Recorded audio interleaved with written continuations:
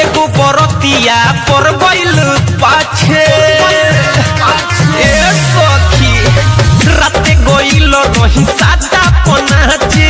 एगो बरतिया पर गइल पाछे ढेला चलाई सखी देले बुताई ढेला चलाई सखी देले बुताई लाइट दे पर रे अन्हार को के मरल सहे पर रे भइल बानी दिल्ली में रे पर रे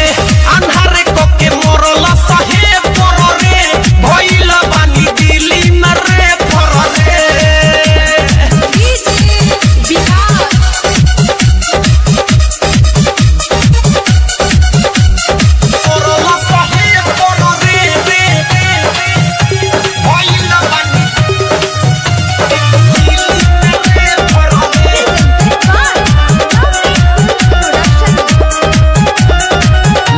पक्षी खरे सवाद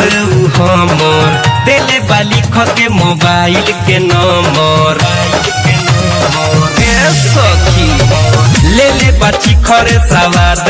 हमर तेले बाली खके मोबाइल के नंबर चुअता टप टप ऊपर से पानी चुअता टप टप ऊपर से पानी मरले बाजे पर रे अन्हारे कके मरल सहे पर रे भइल बानी दिल्ली में रे पर रे अन्हारे कके मरल सहे पर रे भइल बानी दिल्ली में रे पर रे दिल्ली में रे पर रे म्यूजिक बाय विकेश भोजपुरिया। आप सुन रहे हैं अमित पटेल की आवाज में। कब से हमारा के ताकत रहे रौटी के ओरिए से झाकत रहे कब से हमारा के ताकत रहे रौटी के ओरिए से झाकत रहे मरले बा छोट काम करे न हो रत कथी बताई सखी उठता दरद के पर रे